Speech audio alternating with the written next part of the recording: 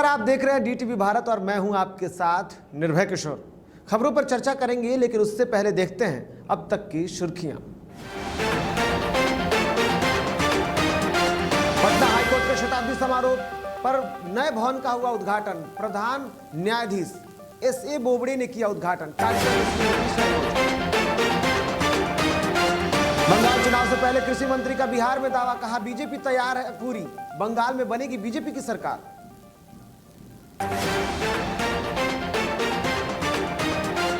रोहतास और बेगूसराय में नल जल योजना में धांधली का लगा आरोप, लोगों के घरों में अब तक नहीं पहुंचा पानी।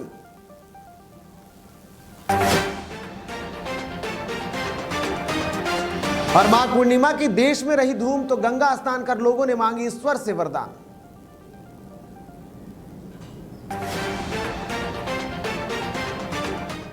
तो आइए अब बात खबरों की करते हैं और सबसे पहले बात पटना से करते हैं। आज का दिन पटना के लिए ऐतिहासिक रहा। आज chief justice of India Sharad Arvind Bobde ने पटना हाईकोर्ट के शताब्दी समारोह के मौके पर शताब्दी भवन का उद्घाटन किया। इस समारोह में बिहार के मुख्यमंत्री नीतीश कुमार, केंद्रीय मंत्री रविशंकर प्रसाद सहित कई लोग शामिल रहे। तो आपको बता दूं कि आज पटना हाईकोर्ट का शताब्दी समारोह था और इस दौरान नए भवन का, जिसका उद्घाटन 2014 में बसंत पंचमी के दिन हुआ था और खुद मुख्यमंत्री ने किया था, और आज जिसकी चर्चा भी करते हुए उन्होंने साफ तौर पे कहा कि इससे पहले जब इस भवन का उद्घाटन हुआ था तब भी वो मौजूद थे और आज भी वो मौजूद हैं। तो आपको जिस तरीके से आज जो नज़ारा था पटना में, वो नज़ारा काफ़ी खास था और ख़ास करके न्यायिक प्रक्रिया के लिए और पटना हाई कोर्ट के लिए बड़ा दिन था, क्योंकि उसे एक नए भवन मिला है, शताब्दी भवन मिला है और इसका खुद उद्घाटन मुख्य न्यायाधीश अरविंद बोबड़े ने किया और साफ तौर पर उन्होंने न्याय को और विकास के लिए भी न्याय को, सीएम नीतीश कुमार ने इस बात की चर्चा की कि देश बिहार में जिस तरीके से विकास हो रहा है उसमें सबसे बड़ा योगदान न्याय का भी रहा है। इधर चुनाव आयोग के द्वारा बंगाल चुनाव के तारीखों की घोषणा के बाद बिहार में भी राजनीतिक बयान तेज हो गए हैं। ऐसे में एक कार्यक्रम के दौरान बिहार सरकार के कृषि मंत्री अमरेंद्र प्रताप सिंह ने बंगाल चुनाव को लेकर पत्रकारों से कहा कि यह तय है कि बंगाल में चुनाव जो होगा उसमें बीजेपी की सरकार बनेगी, क्योंकि बीजेपी ने अपनी तैयारी पूरी कर ली है। बंगाल में भाजपा की सरकार बनने जा रही है। वहीं जदयू के द्वारा बंगाल में चुनाव लड़ने के सवाल पर किनारा करते हुए उन्होंने कहा कि बंगाल चुनाव में जदयू की क्या स्थिति होगी और उसकी भागीदारी कैसी होगी, इस विषय पर बड़े नेता ही बात करेंगे। बंगाल के हमारी पार्टी अखिल भारतीय पार्टी है, तमाम प्रांतों में पार्टी है, तमाम राज्यों में पार्टी, बंगाल में भी है। बंगाल में हमारी पार्टी ने पूरी तैयारी की है और इस बार पार्टी वहाँ सत्तारूढ़ होगी, ऐसा हम लोगों का मानना है, हमारी पार्टी का भी मानना है।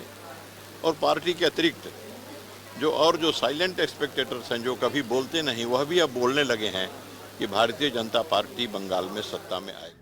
अब बात बेगूसराय की करते हैं। बेगूसराय में एक वीडियो वायरल हो रहा है। एक तरफ तो वीडियो प्रशासन को कटघरे में खड़ा कर रही है, तो दूसरी तरफ इस बात की पुष्टि कर रही है कि बेगूसराय में अपराधियों का मनोबल मानो 7वें आसमान पर है। अपराधी सरेआम लोगों का जीना मुश्किल कर रहे हैं। हालांकि डीटीवी भारत इस वीडियो की पुष्टि नहीं करता है, लेकिन जिस तरीके से वायरल हो रहे इस वीडियो में एक युवक की पिटाई की जा रही है तथा उस पर पिस्तौल का भय दिखाकर अपनी बदशाहत बताने का प्रयास अपराधियों के द्वारा किया जा रहा है, उससे ऐसा लगता है कि बेगूसराय में अपराधियों के मन पर प्रशासन का किसी भी तरीके का कोई भय नहीं है, या ऐसे कह सकते हैं कि प्रशासन का भय बिल्कुल खत्म हो चुका है।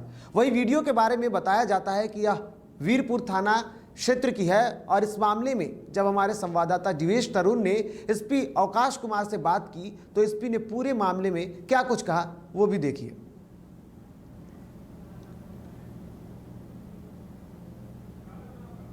तो बिल्कुल आप खुद इस तस्वीरों में देख सकते हैं कि किस तरीके से बेगूसराय में अपराधियों का मनोबल 7वें आसमान पर है। अपराधी जो है वो वारदातों को कम करने के लिए या फिर वारदातों को लगातार सरेआम सबके सामने भी आपराधिक घटनाओं को अंजाम देते हैं और प्रशासन मानो मूक दर्शक बनी रहती है।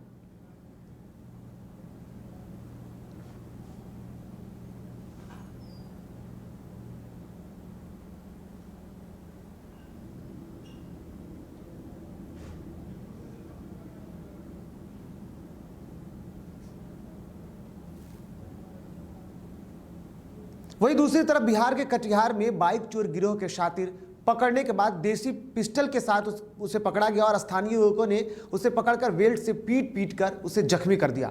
स्थानीय लोग की सूचना पर पहुंची कोढ़ा थाना पुलिस ने शातिर राहुल को गिरफ्तार किया। पिटाई की वीडियो वायरल होने लगा। वायरल वीडियो को देखकर पुलिस अनुमंडल पदाधिकारी ने कहा कि कानून तोड़ने वालों को चिन्हित कर उनके ऊपर कार्रवाई होगी। गिरफ्तार शख्स बाइक चोर गिरोह का शातिर सदस्य है और मामला कोढ़ा थाना के सिमरिया गाँव की है।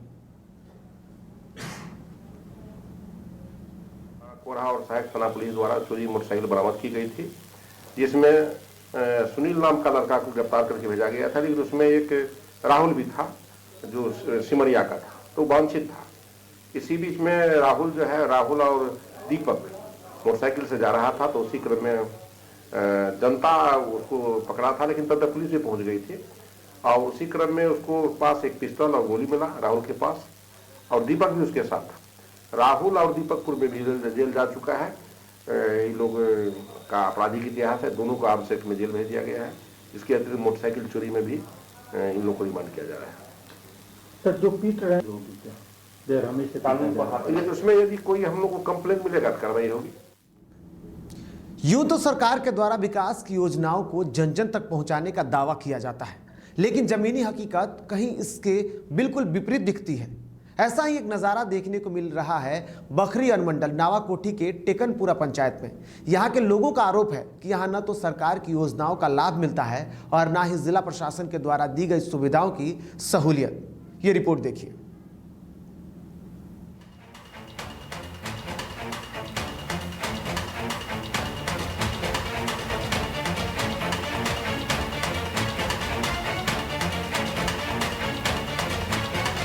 बिहार हो या फिर केंद्र सरकार, यूं तो सरकार के द्वारा विकास की योजनाओं को जन जन तक पहुंचाने का दावा किया जाता है, लेकिन जमीनी हकीकत कहीं कहीं इसके ठीक विपरीत नजर आती है। ऐसा ही एक नजारा बेगूसराय में भी देखने को मिला। यहाँ के लोगों का आरोप है कि यहाँ न तो सरकार की योजनाओं का लाभ मिलता है और न ही जिला प्रशासन के द्वारा दी गई सुविधाओं की सहूलियत। राशन कार्ड हमारा बने चाहिए, घर द्वार हमारा मिले चाहिए, न हमरा कुछ परिवार से मैं कहाँ से भूख मरबे। मदद कोई मदद ना मुखिया करे सकते। देखा जाए तो सरकार के द्वारा आम जन के लिए कई तरह की योजनाएं चलाई जाती हैं।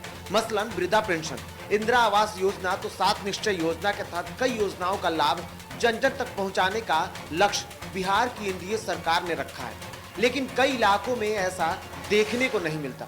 यहाँ प्रशासनिक लापरवाही की वजह से आम जनता को योजनाओं का लाभ नहीं पहुंच रहा है। ऐसा ही एक मामला बेगूसराय जिले के बखरी मंडल अंतर्गत नावकोठी के टेकनपुरा पंचायत में मिली है। यहाँ के स्थानीय लोगों का आरोप है कि 7 निश्चय योजना के तहत ना तो लोगों को घर घर पानी पहुंच पाया है और ना ही वृद्धा पेंशन की सुविधा, और तो और यहाँ के लोग आज भी राशन कार्ड से भी वंचित हैं। हम मुखिया कथी के मदद करखनी घर नहीं छै 3 परिवार का केकरे न पानी का दौड़ छै न आप पूछिए के दौड़े। इतना ही नहीं, लोगों का आरोप है कि बिजली विभाग की लचर व्यवस्था की वजह से यहाँ आए दिन तार टूटने की समस्या भी रोज सताती रहती है, जिसके लिए लोगों को कई दिनों तक बिजली भी प्राप्त नहीं हो पाती। और तो और लोगों का आरोप है कि तकरीबन 6 साल पूर्व आंगनबाड़ी केंद्र के निर्माण के लिए इस गांव में एक बड़ी रकम दी गई थी, लेकिन संवेदक और सरकारी कर्मचारियों की मिलीभगत से अभी तक भवन का काम अधूरा बना हुआ है, जबकि राशि की निकासी पूरी हो चुकी है। अब लोग सीधे सीधे सरकारी नुमाइंदे और स्थानीय जनप्रतिनिधियों पर लापरवाही का आरोप लगाते हैं। बड़ा प्रॉब्लम है जो भी बिजली का चल रहा है, कभी कटता है, थोड़ा सा भी हवा चलने के बाद ऑटोमेटिक लाइन कट जाता है, न लाइन आता है, आता भी है तो मतलब वही भर दिन में 2 घंटा लाइन आया, फिर तीसरा घंटा लाइन ऑटोमेटिक कट जाता है। कारण उसमें हवा, कोई पंछी भी उस पर बैठ जाता है तो लाइन ऑटोमेटिक कट जाता है। और नल जल का ठीक है, रोड भी बनता है, कहीं बन रहा है कहीं नहीं बन पा रहा है। वो जो जांच का विषय है कि मतलब आगे आके जब जांच किया जाए। वहीं इस मामले को लेकर जब स्थानीय मुखिया सुनैना देवी से बात की गई तो उन्होंने पूरे काम को होने का दावा किया है, जबकि ग्राउंड जीरो पर तस्वीरें कुछ और बयां करती है। ग्राम पंचायत 90% काम हो चुका है और होने वाला है, अब चल रहा है काम, जो काम है सबका चल रहा है। डफरपुर पंचायत 80% 90% तो हो चुका है और चल रहा है काम। 10% बाकी है, काम चल रहा है। वहीं बेगूसराय के डीएम अरविंद कुमार वर्मा से जब इस मामले को लेकर के जानकारी ली गई तो उन्होंने साफ तौर पर जनता के आरोपों को दरकिनार करते हुए कहा कि सरकारी योजनाओं का लाभ जन जन तक पहुंचाने का प्रयास किया जा रहा है। फिर भी कई जगहों पर त्रुटियां देखी गई हैं, जिन्हें दिसंबर के अंत तक पूरा कर लिया जाएगा। 7 निश्चय के अंतर्गत नाली गली का नल का जल का इसका भी क्रियान्वयन कराया जा रहा है। लगभग 300 वार्डों में नल जल पंचायतों के द्वारा कराया गया है और बाकी लगभग 2700 वार्डों में पीएचडी द्वारा काम कराया जा रहा है और अधिकतम वार्डों में दिसंबर तक योजनाओं को पूर्ण भी करा लिया जाएगा। और जिला स्तर की टीम से कहीं कहीं कोई शिकायत अगर आती है गुणवत्ता की, उसको हम लोग जाँच भी करवा रहे हैं। अब ऐसे में सवाल उठता है कि जिन योजनाओं को सरकार जनता तक पहुंचाने का दावा करती है तो फिर जनता तक पहुंच क्यों नहीं पाती। सवाल ये भी उठता है कि आखिर इसके लिए जिम्मेदार कौन है और अगर कोई जिम्मेदार है तो क्या उन पर कार्रवाई होगी।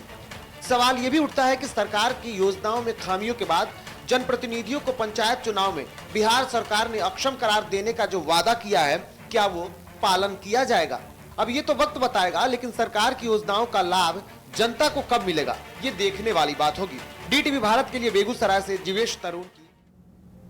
हर घर नल का जल, ये तो आपने सुना ही होगा, लेकिन हर घर नल का जल बिहार सरकार की महत्वाकांक्षी योजनाओं में से एक है, जिसके तहत हर घर को नल का जल देने का लक्ष्य रखा गया है।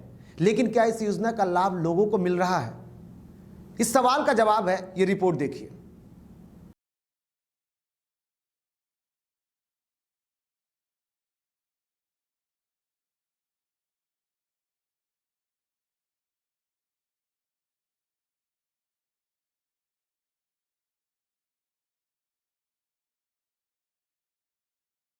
पंचायती राज के कल्पना के बाद गांव का विकास अभी भी अछूता है, यानी यूं कहें तो केवल कागजों में जो है दर्शाया जा रहा है कि सभी गांवों का विकास हो गया है। इस वक्त हम मौजूद हैं रोहतास जिले के करगहर प्रखंड क्षेत्र के लड़ी गांव वार्ड संख्या 13 में।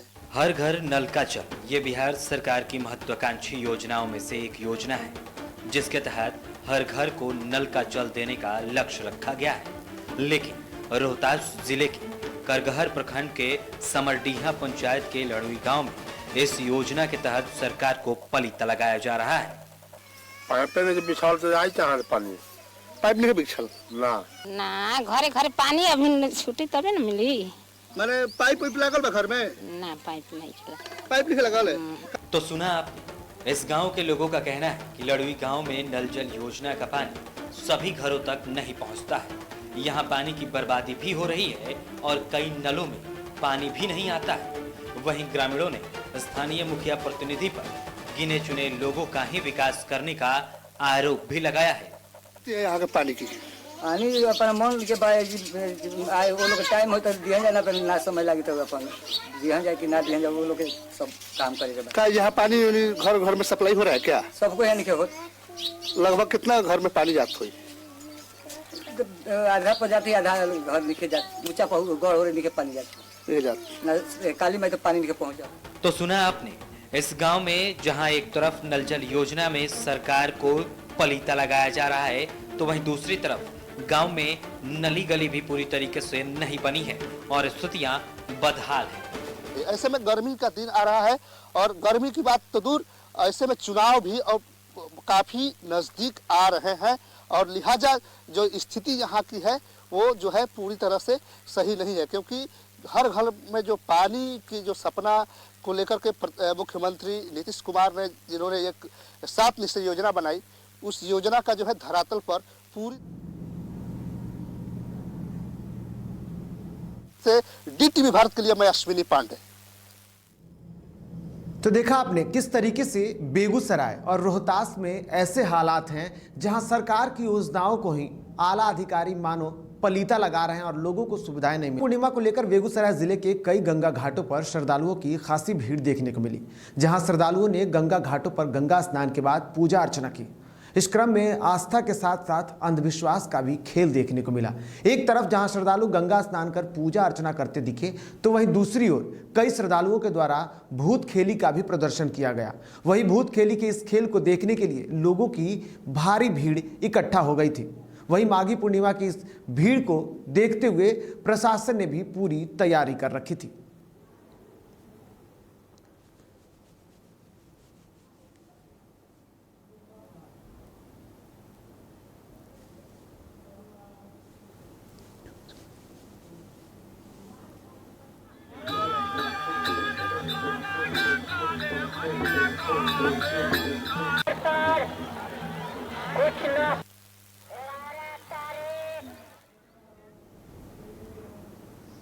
वहीं माघी पूर्णिमा की धूम बिहार समेत देश के कई हिस्सों में देखी जा रही है।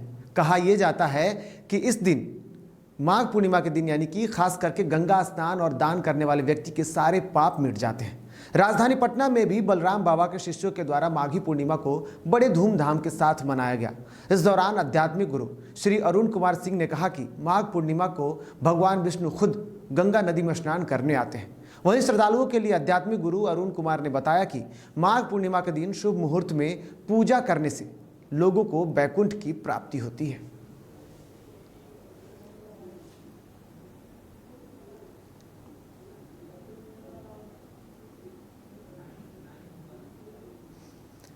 इधर बात अब खेल की करते हैं। क्रिकेट प्रेमियों के लिए अच्छी खबर है, बिहार में भी अब आईपीएल के तौर पर बिहार क्रिकेट लीग का 21 मार्च से आयोजन होने वाला है, जो कि 27 मार्च तक चलेगा। आपको बता दें कि इस लीग में 5 टीम हिस्सा लेगी, जिसमें पटना, दरभंगा, आरा, भागलपुर और गया शामिल है। ये मैच 7 दिनों तक चलने वाला है। इस टूर्नामेंट में 13 मैच खेले जाएंगे, 10 लीग मैच और 2 सेमीफाइनल। इसके बाद एक फाइनल मैच होगा, जो कि काफी रोमांचक होने वाला है।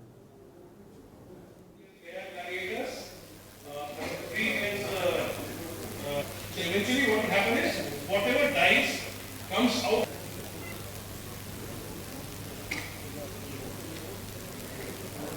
उन्होंने अपने खिलाड़ियों को खरीदने के लिए बोली भी लगाई।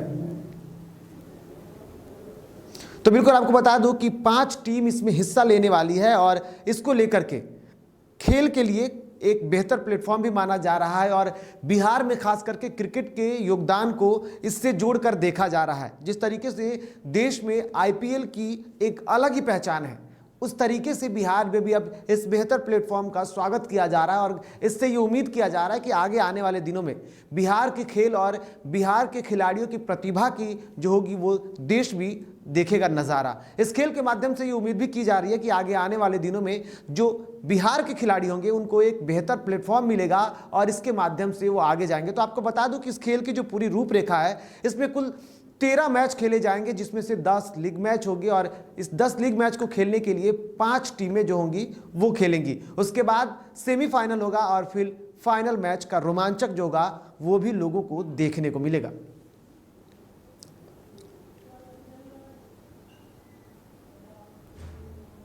अब बात झारखंड की करते हैं। झारखंड के लातेहार में पुलिस प्रशासन के माओवादियों के बढ़ते अपराध को देखते हुए और उनकी हरकतों को कम करने के लिए थाना क्षेत्र के आसपास के इलाकों में माओवादी संगठनों के लिए कुल 36 इनामी नक्सलियों के पोस्टर चस्पा कर इनाम की राशि का उल्लेख किया है। साथ ही पुलिस ने दावा किया है कि नक्सलियों की जानकारी देने वालों की गुप्त सूचना रखते हुए पुलिस कार्रवाई करेगी। इसके साथ ही पुलिस ने इलाके के लोगों को अपने बच्चों को शिक्षित करने की अपील की है। साथ ही साथ लोगों से अपील करते हुए पुलिस प्रशासन ने यह भी कहा है कि बच्चों को शिक्षित करेंगे तो वो आगे बढ़ेंगे, ना कि लोग अपने बच्चों को माओवादी संगठनों से जोड़ने का काम करें। इसके साथ साथ जिस तरीके से पुलिस प्रशासन ने जो लोगों से अपील की है, उसके साथ साथ प्रशासन ने यह भी कहा है कि प्रदेश में बढ़ते हुए माओवादी संगठनों के अपराध को लेकर के पुलिस लगातार सतर्क है और हाल ही में हुए बम विस्फोट के मामले में पुलिस ने कहा कि जिस तरीके से लगातार इस तरीके की घटनाएं हो रही है, पुलिस इसकी भर्त्सना करती है और साथ ही साथ इस तरह की घटनाओं के लिए पुलिस प्रशासन सतर्क है। तो लोग अगर इसकी सूचना देंगे पुलिस को तो पुलिस उस पर सतर्कता के साथ कार्रवाई करेगी।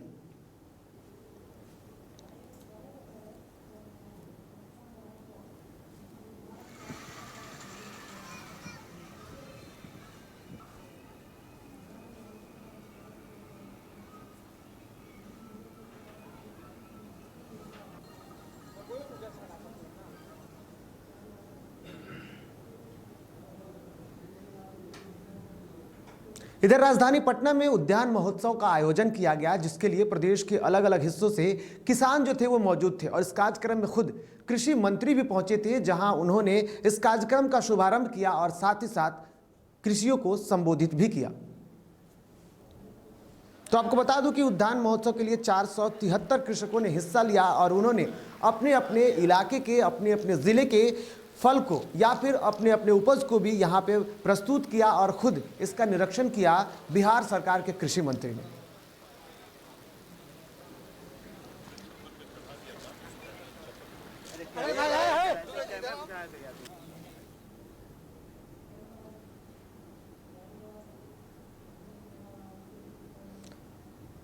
तो खबरों के सफल में फिलहाल इतना ही। मुझे दीजिए इजाजत, तो आप देखते रहिए DTV भारत। नमस्कार।